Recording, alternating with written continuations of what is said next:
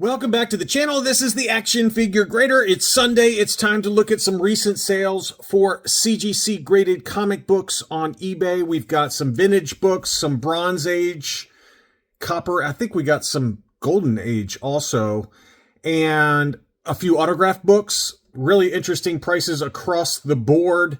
And thanks to those of you that watch, I got some really good sales data as well for a lot of these, not only for these books that sold, but also some past history, things like that. And I just tried to pick a pretty good assortment here. And I'm going to start off with the Star Wars books. So for those of you that don't care about anything except Star Wars comics, you can tune it out after the first 5 minutes or so. But this one was sold by Wild Turkey Comics, a seller on eBay. I bought from this seller many times. Really good seller, always willing to work with you on the price as well. And so this one was Star Wars number 81, a direct edition. This is obviously a pretty well-known book among Star Wars comic book collectors. Kind of a secondary key, painted cover, great cover. I have this one myself in a direct edition. Would love to find this in a newsstand eventually. This one was listed for $240. The seller took $200 on that one. So he came off, a good solid $40 or so. Pretty decent discount on that one. And I found another one that sold for $215. So both of those data points are recent sales. $200 and $215 for a direct edition 9/8 of Star Wars number 81.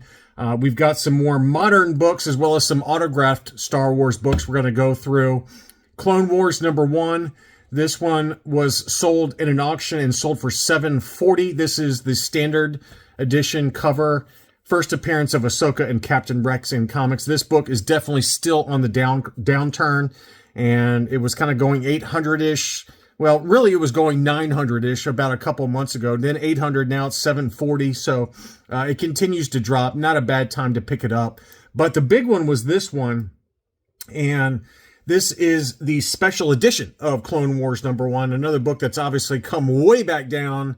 I think this one got into the 4 figures at one point. I vaguely remember somebody paying over 10 grand for one of these during, the peak market prices, and it could have been even higher than that, to be honest with you, but I'm just going on memory. But it has definitely come back down. It was listed for $3,000. Now, if someone had said to me, what do I offer if it was a make an offer situation on this book, I would have said $2,500. They've all been selling in that range lately, and that's exactly what this one sold for. This one was a make an offer situation, and it sold for $2,500. So it's kind of holding steady at that price. I haven't seen it drop below that. That's one I definitely would love to have at some point if I can be fiscally responsible here. But that's a great looking cover and matches really well with the standard cover A. Next up, an autographed Clone Wars book. This was Clone Wars number 2. Signed by the voice actors for the Clone Wars cartoon. So we had Ashley Eckstein, of course, Matt Lanter, who played Anakin, and then James Arnold Taylor, who voiced Obi-Wan Kenobi. So it's got all 3 of them, and all 3 of them are on the cover. That's a great looking book. Now, this was the yellow label authenticated autograph. So this is for books that were not witnessed autographs by CGC. If you don't have a CGC representative witness it, then you have to get for this type of label. It's like a black stripe at the very top. It looks great to me. I don't have a problem with it. It probably should go for less than what a witness signature should go for. But if you've got a book that is signed, that you got signed at conventions, and you want to get it graded, before it would get the ugly kind of green qualified label. But now you get this yellow label with the black stripe. It's kind of an authenticated signature. And this one was listed for $950, and the best offer accepted on that was $855. That's a really awesome book, though. It's got the Obi-Wan signature in the lightsaber, and then all 3 voice actors signed it, and all 3 of them are on the cover. That's a really cool looking book there. It's the second appearance of Ahsoka Tano in comics as well. Some Hayden Christensen signed books. I'm getting the itch. To get one of these at some point. I missed the last one that One Stop Comic Shop had. They had a really nice cover signed by Hayden Christensen. I think that he had 2. He had the JTC action figure cover, and then he had the negative space cover, I believe. And I just didn't have my act together when those auctions were ending. But I would love to get one of these. These covers are so beautiful, and I thought the price was great. This is a Star Wars #1 facsimile edition, Unknown Comics Virgin Edition. Just an awesome looking cover, signed in red ink or red marker by Hayden Christensen, and it sold for $321. And I found one other data point for this exact same book at the exact same price. It was like $320, $325. So that's a pretty decent price for a Hayden Christensen signed book. His signature is definitely expensive. It's definitely moved up a little bit, even in auctions. This was another one that's got just an awesome cover. And again, signed in red marker to really match that awesome red lightsaber in this cover. So this is Darth Vader, black, white, and red #1. This is the Comic Corner Virgin Edition, signed by Hayden Christensen. It was listed for $1,000. I wouldn't pay $1,000, but the best offer accepted on that was $600. So they came off a lot off that price. And I still think even $600 is probably more than I would spend. I might spend $450. Because that cover is really hot. I mean, that would be a great display piece. It's not really about the investment potential for some of these autograph books. For me, it's really just about the display. One Stop Comic Shop, Daniel over there, he sent me as gifts an Ahsoka Tano signed, Ahsoka #1 signed book by Rosario Dawson. And it's in the other corner. You can't see it behind me here, but it's a great display piece. And that's what a lot of these autograph books are for me. But that one was a stunner. This was a little bit of a surprise on the low end. This is Mandalorian Season 2, issue #8. This is the official Pix Virgin edition that has Mark Hamill or Luke Skywalker on the cover. And it's not my favorite cover, to be honest with you. It's kind of a strange cover. I get it that, he makes an appearance in Season 2, so it makes sense. But I just personally don't particularly like this cover that much. But it was signed by Mark Hamill in green marker to match the lightsaber. It's just I love it when the marker for the autograph matches something on the book, especially for Star Wars books where it matches the lightsaber. It just really pops to me. And it sold in an auction for $655, which was actually a great deal. There was another one of these, same grade, same book, that sold for over $800 in an auction. So this one went really low. And that's about as low as you're going to get, to be honest with you, for a Mark Hamill signed signature series yellow label 9/8. It's just, even for non-important books like this one, usually it's over $1,000, to be honest with you. Occasionally it's like 800-ish, but this is the lowest price I've seen for a Mark Hamill 9/8. And a good deal. And somebody got a good deal on it. I'm not disparaging paying that price, because I think that's about as cheap as you'll get. But for me, I think if I'm going to spend that money, I'm going to wait for a cover that makes a lot of sense if I get his autograph. I'm not like dying to get his autograph or anything, but that's one that was really nice. This shows you the power of Stan Lee's signature, even on fairly common 9/8s. Venom Lethal Protector #1 in a direct edition is like $100 to $150, maybe $200 tops. I haven't looked at the recent sales, but it's not an expensive book. But this one was signed by Stan Lee in silver marker, and it does look really nice. I don't think I'd pay $9.10 for it personally, but his signature does command a premium, as we've covered in recent market updates for signature series books. So that was a big number to me, but it is the first Venom solo title book, and it's a great cover, don't get me wrong, but that is a big price premium for Stan Lee's signature. This was another kind of funny one. These Fame comics, this is Fame Mel Gibson. It basically just covers like the actor or athletes. They're not really considered collectible unless they're signed. I did pick up a Fame Kobe Bryant book just because I wanted it for decoration. And it hasn't arrived yet, but it's coming. But this one was Fame Mel Gibson. They're all one-shots, and this one was signed by Danny Glover as well as Mel Gibson. So that's a pretty awesome Lethal Weapon cover. And I think they're actually making another Lethal Weapon movie, which I don't know how they're going to do it. They're going to be chasing the bad guys with like walkers or hover rounds or wheelchairs. I mean, they're getting up there in age at this point. But this one was signed by both of them. It was a 9.8, and it did sell for $850, as well as signed by the cover artist, Greg Horn. But kind of a goofy cover, if you ask me. But it is pretty cool to have both of their signatures on there.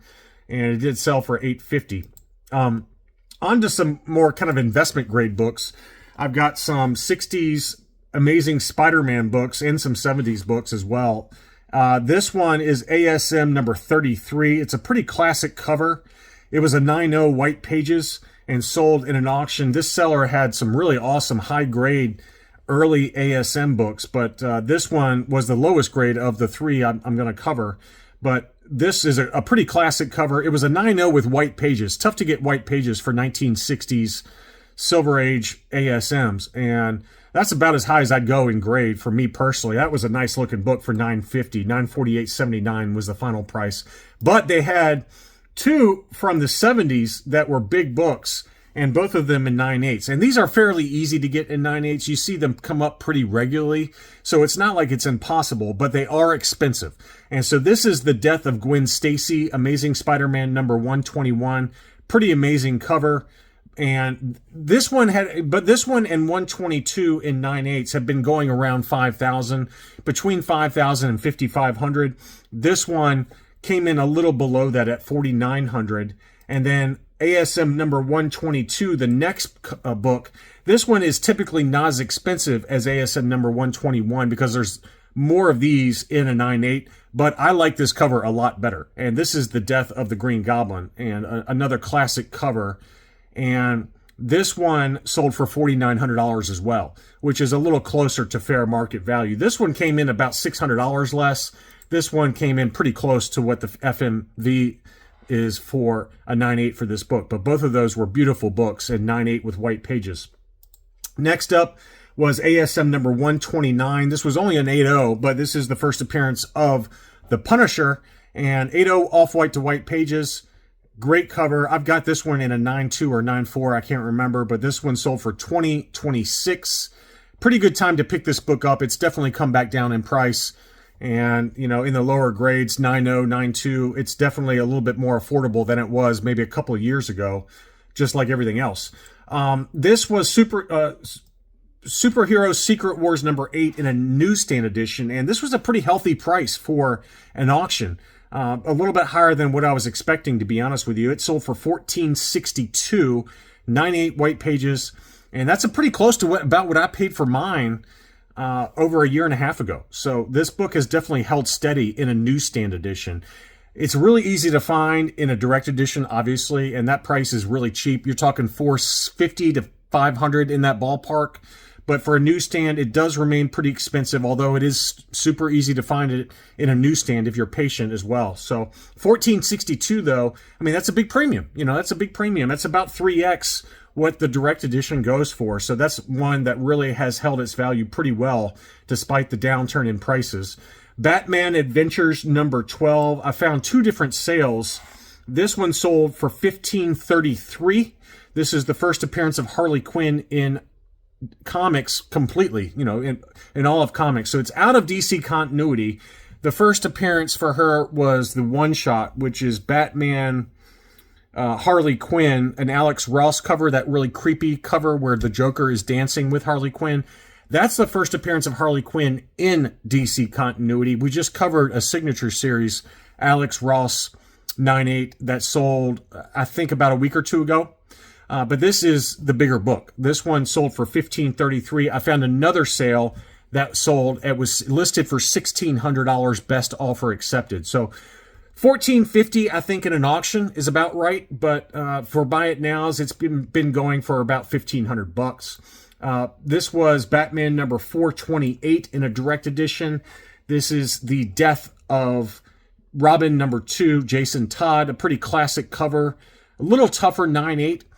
Because of the black cover. It's got a fairly low 9.8 census ratio. This one was listed for $475, and I found 4 different sales. This one sold for $400 that I'm showing here, but I found the prices are all over the map. I found another one that sold 2 days prior at $299, And then I found two others that sold for $306 and $447. So the range is $300 to $450. That's a huge range. Try to aim around $300 if you can. But this one did sell for $400 in a best offer accepted situation. A couple of G.I. Joe books. We had a direct edition G.I. Joe #1. This one is on the upswing. It's kind of moving its way back up. It got below $800 for a little while, and then it very quickly bounced back up. And this one sold for $900. You're seeing them on Facebook in a 9.8 for about $800. But on Comic Link or on eBay, it's kind of been going $875 to $900 right now. So beautiful book, though. Lots of first appearances. This is the first time I've seen this one in a while. Every time I see this book get listed, it sells immediately. Almost immediately. And this is a Firefly cover. It says, "Meet Firefly. He knows where the bodies are buried." And it's kind of like the first Firefly cover. It's a great cover. This was a 9.8, but it had off-white to white pages, and it still sold immediately for $300. It just never comes up in a 9.8 for whatever reason. I don't know if it was just low printed or what, but it's a great cover. I love that cover for Firefly. He was one of my favorites growing up. So first time I've seen that one in quite a while. Some other toy properties from the 80s and 90s. We've got a TMNT Adventures #1. This one was a newsstand edition, and it had a sketch on there along with a signature. It was not signed by Kevin Eastman, but it was signed by Michael Dodney. Is that his name? Dooney? Let's see. Michael Dooney, who did the story and the art. But this is a pretty common book for Kevin Eastman's signature series. This one had a sign-in sketch from the story and art for Mike Dooney, which I don't know who he is. But this one was, again, a newsstand edition. Just blue label 9.8s go for about $475. This one was listed for $645 and sold for $600. So you continue to get a pretty decent premium for signature series 9.8s, even when it's not signed by Kevin Eastman, but or Peter Laird. But a big book there. And then we had the Terminator #1. This was a direct edition. This one sold for $230. I think if you're lucky in an auction, you might get it for under $200. It's the first appearance of the Terminator in comics. Pretty decent cover. It's not my favorite, but it's a pretty decent cover. And newsstands are not that much more. Oftentimes you can find it for pretty close to that same price of $200. But anyway, that's another 1980s property. And then we're going to finish things off with two X-Men books, two of my favorites. This one was a newsstand edition, X-Men #141. It was listed for $12.99 and sold for $12.50. Big number, big number there. I just bought one last year on My Slabs for $9.50. And this one has bumped back up again. I found several data points. In an auction, you might get it for under $900, but there are the occasional buy it nows that continue to defy some of the price expectations. So it's a great cover. This is the beginning of the X-Men Future Past storyline. It's one of my favorite covers for Wolverine, and it had the custom CGC label there. I love that label. I'd love to get a book with that label at some point.